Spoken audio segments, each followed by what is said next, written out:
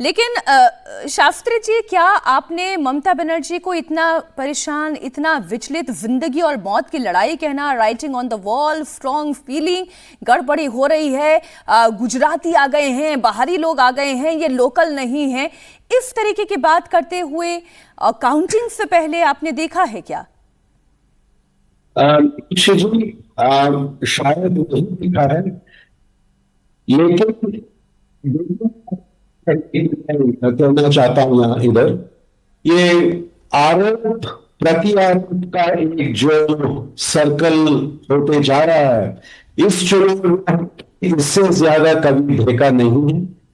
ये बेचैनी जो आपने कहा, घबराहट जो आपने कहा, और एक दृष्टिकोण से देखें तो ये एक धारणा की लड़ाई एक तरह से है।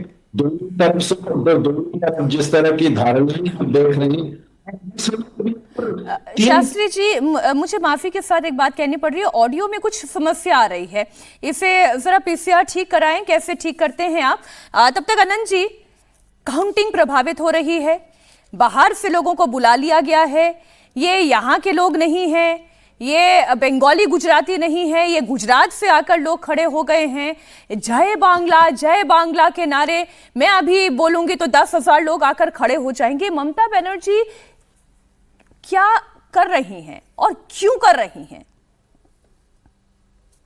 मीनाक्षी जी, देखिए, मैं पहले दिन से, जब से बंगाल चुनाव सामने आया, तब से मैं ये कह रहा हूं कि ममता बनर्जी इस बार थोड़ी सी फ्रस्ट्रेटेड लग रही हैं। पता नहीं क्यों, मतलब बौखलाना शब्द थोड़ा हार्श हो जाएगा, इसलिए मैं उस शब्द का उपयोग नहीं करता हूं, लेकिन वो पता नहीं क्यों कहीं ना कहीं से उनके मन में एक फ्रस्ट्रेशन दिखाई देता है, उनके हाव भाव में, उनके क्रियाकलापों में, चाहे वो वोटिंग का दिन हो या चुनाव के जब कैंपेन चल रहा था उस समय की बात हो। तब भी देखिए, ममता बनर्जी के बयानों को अगर आप एनालाइज करें और 2021 के चुनाव से उसको जोड़कर देखें, तो ममता बनर्जी कभी भी अपने आप को इस तरह से इस पिच पर महसूस नहीं कर रही थी।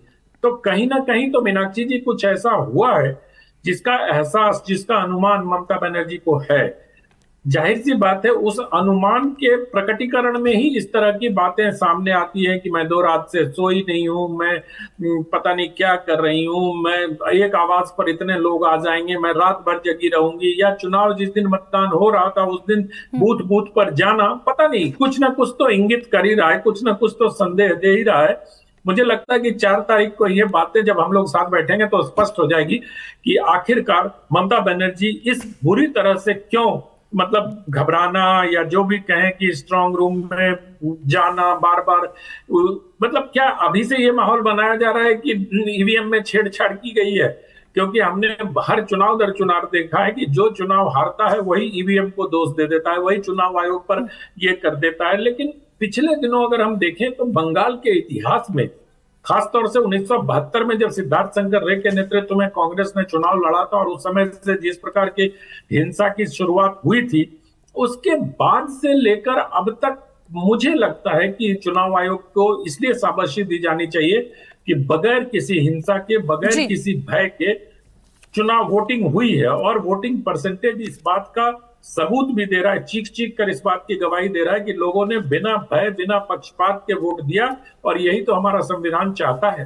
नहीं, तो ये जो ममता बनर्जी कह रही है जिंदगी और मौत की लड़ाई, मैं तो इस जिंदगी और मौत की लड़ाई को ही समझना चाह रही हूँ। अगर मान लीजिए वो हार भी गई तो विपक्ष में ही तो बैठने जा रही हैं, और विपक्ष में जो बैठता है वो सत्ता में भी आ सकता है। लेकिन क्या ममता बनर्जी को यह लग रहा है कि बीजेपी अगर एक बार सत्ता में आ गई तो टीएमसी की पॉलिटिक्स खत्म हो जाएगी, विपक्ष की राजनीति खत्म हो जाएगी, टीएमसी में टूट फूट हो जाएगी, और ममता बनर्जी के लिए अगले 10 साल तक फिर वापस सत्ता में वापसी करना नामुमकिन हो जाएगा? इसलिए उन्हें ये जिंदगी और मौत की लड़ाई लग रही है। क्योंकि एक बयान मैं आपको और सुनाती हूं, ममता बनर्जी ने अपने कार्यकर्ताओं को 24 घंटे स्ट्रांग रूम की पहरेदारी करने के लिए कहा है। ममता बनर्जी का आरोप है कि स्ट्रांग रूम में ईवीएम से छेड़छाड़ की कोशिश की जा रही है और बाहरी लोग आकर पोस्टल बैलेट में हेरफेर कर रहे हैं। पार्टियों को बिना सूचना के पोस्टल बैलेट रूम खोला गया है। बीजेपी के इशारे पर बाहरी लोग काम कर रहे हैं और काउंटिंग प्रभावित करने के लिए बाहर से लोग बुलाए गए हैं। टीएमसी एजेंट्स को स्ट्रांग रूम में परेशान किया जा रहा है। आप सुने उनका बयान।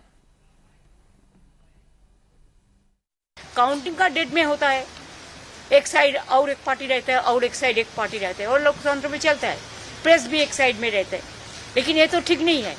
हम आने से तुम स्लोगन शाउटिंग करेंगे, तो हम बोल रहे तो वो तो गुजरात से आया स्लोगन शाउटिंग करने के लिए, इधर का लोकल गुजराती नहीं है जो फेसबुक में लाइव कर रहा था। मैंने देखा, मेरे को पास भेजा पेश। लेकिन आप बोलो, हमारा तो एरिया है, हम 1 सेकंड में बोलेगा तो कॉल इंसिडेंस से हम 10,000 लेके इधर में खड़ा कर देगा। हमको बाहर से ले आने का जरूरत नहीं है।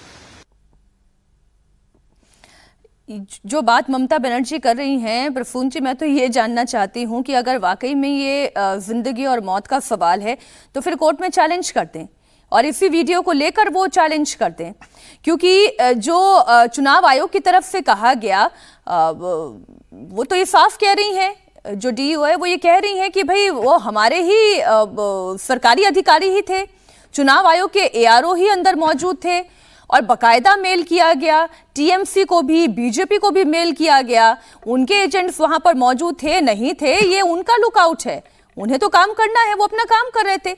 ये फियर फैक्टर क्या कहता है? देखिए, पहले धन्यवाद देना चाहता हूं जैसे आपका चैनल के मेरे को बुलाया है, लेकिन आपका चैनल का पोजीशन भी हम जानते हैं, जो ममता को हराना और बीजेपी को जिताना, ऐसा प्रो बीजेपी लाइन आपका चैनल का है। लेकिन सीधे बात है, ममता बनर्जी इस चुनाव में ये इस बात से मुझे आपत्ति है, ममता को हराना है, बीजेपी को जिताना है, ऐसे हमारी लाइन नहीं है। से जिस तरीके से बोल रहा है हम सुन रहे हैं, ऐसे वो जो प्रजापति है वो खुद बोल रहा है हम बाहर से आ चुके हैं, गुजरात से आ चुके हैं, वो कोई रिलेटिव के घर आया है। अगर हम जाएगा घूमने दिल्ली और सड़क के उतार के जो काउंटिंग स्टेशन में पहुंच जाएगा और बैलेट बॉक्स के लेके वो विरोध जताएगा तो आप क्या करिएगा? अरे मैं तो मैंने सर आपसे क्या सवाल पूछा, ये विरोध क्यों है? यहाँ से आया थे। ये जिंदगी और मौत की लड़ाई क्यों है सर? कोई आईसीयू में तो नहीं है, जिंदगी और मौत की लड़ाई क्यों है पश्चिम बंगाल में? है जब ना इसका कारण है, देखिए ऐसा 27 लाख ओरिजिनल जो लोग ट्राइब्यूनल में जा चुका है, 35 लाख आवेदन किया है। जब देश का गृहमंत्री आते हुए कहते हैं जो इस सबको हम डिपोर्ट करेगा बांग्लादेश में और भगा देगा, डिलीट करेगा नाम, तो जिंदगी का मत नहीं है।